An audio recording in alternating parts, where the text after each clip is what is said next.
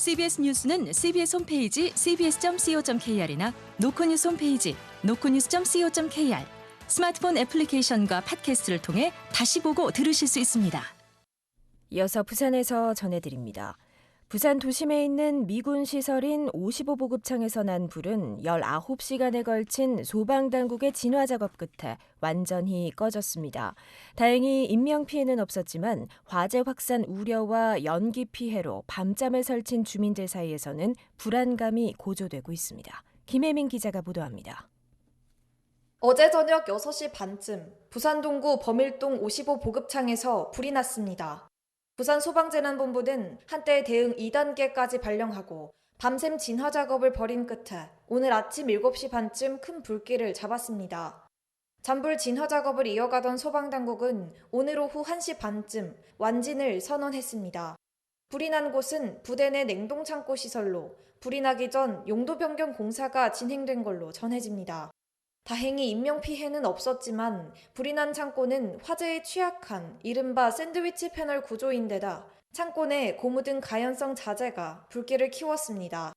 대단지 아파트가 밀집된 지역에서 큰 불이 나자 인근 주민들 사이에서는 불안감이 커지고 있습니다. 주민들입니다. 아파트 대단지인데 이 불이 나봐라 얼마나 불안하겠어. 우리는 또 41층인데 연기나 매연이 전부 올라오지 밑에는 안 갈리거든. 연기가 엄청나게 많이 나거든요. 온폭 터지는 그런 느낌. 55보급창 인근 토양에서 기준치를 넘는 중금속이 검출된 데 이어 화재로 연기와 분진 피해까지 발생하자 지역 정치권을 중심으로 시설 이전 촉구 목소리도 재확산하고 있습니다. 부산시는 북항 3단계 재개발 사업을 위해 시설 이전 타당성 검토 용역을 벌이고 있지만 이전 예정 지역의 반발도 거센 상황이라 55보급창을 둘러싼 이전 요구와 갈등은 한동안 이어질 전망입니다. CBS 뉴스 김혜민입니다. 부산 소방재난본부는 55보급창 화재와 관련해 미군과 합동으로 현장을 조사할 예정이라고 밝혔습니다. 애초 불이 난 곳이 한미협정에 근거한 군사보안시설이라 미군이 화재 조사를 진행할 거라는 전망이 많았지만 논의 끝에 현장 조사에는 우리 소방당국이 함께 참여하기로 결론을 내렸습니다. 다만 1차 수사권이 미국에 있는 만큼 향후 정확한 수사 결과를 확인하기는 쉽지 않을 것으로 예상됩니다. 부산해양경찰서는 미 55보급창 화재와 관련해 해상 오염을 막기 위해 120m 길이의 오일 펜스를 설치했습니다. 화재 이후 곧바로 냉동창고 오수관 도면을 확보하고 숨은 폐쇄를 요청했습니다. 아직 해양 오염은 발견되지 않았습니다. 부산 부동산 시장이 전셋값 상승과 함께 내년도 입주 물량 감소로 새로운 변화를 맞이하고 있습니다. 전셋값이 12주 연속 오르며 매매가 상승 신호가 나타나고 있습니다. 강민정 기자가 보도합니다. 10월 셋째 주 기준으로 부산 전셋값이 전주보다 0.04% 상승했습니다. 이는 12주 연속 이어진 상승세입니다. 특히 연제구는 0.15%로 가장 높은 상승률을 보였으며 북구 0.1%, 부산 진구 0.09% 등의 상승세를 기록하고 있습니다. 전문가들은 전셋값 상승이 매매가 상승의 선행 지표가 될 가능성이 크다고 보고 있습니다. 수영구는 이미 매매가 상승세로 전환된 상황입니다. 수영구의 아파트 매매가는 지난 7월 셋째 주부터 13주 연속 상승세를 보이고 있습니다. 이러한 가운데 내년도 부산의 입주 물량은 올해 대비 40% 감소할 것으로 전망되며 16년 만에 최저 수준으로 줄어들 예정입니다. 내년에는 전셋값 상승과 입주 물량 감소에 따라 수영구뿐만 아니라 해운대, 남구, 동래, 연제구 등 인기 주거 지역에서도 매매가 회복이 예상되고 있습니다. CBS 뉴스 강민정입니다.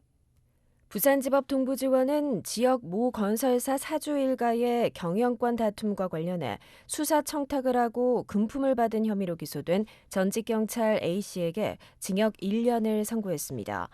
A씨는 개발업자 B씨와 공모해 건설사 대표인 장남의 구속 수사를 청탁하는 대가로 지난해부터 올해 1월까지 건설사로부터 3억 원 상당을 받은 혐의로 재판에 넘겨졌습니다.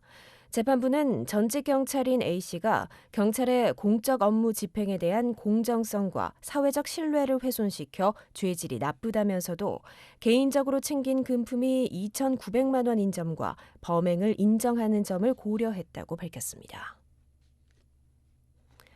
동물보호단체 카라는 최근 사하구의 한 배달 대행 업체에서 9개월 된 고양이를 폭행하고 학대한 사건이 발생해 경찰에 고발장을 제출했습니다.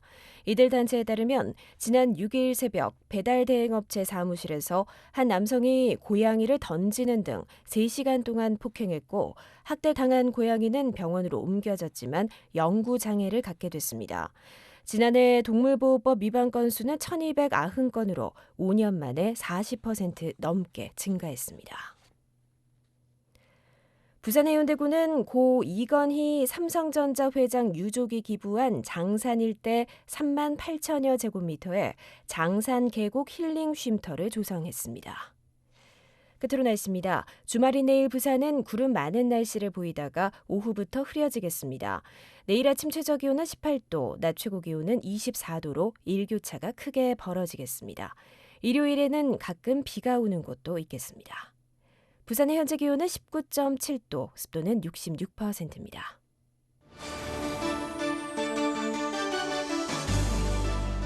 CBS 저녁 종합 뉴스를 마칩니다. 지금까지 진행해 기술 김상길, 기자 강민정, 아나운서 김정현이었습니다.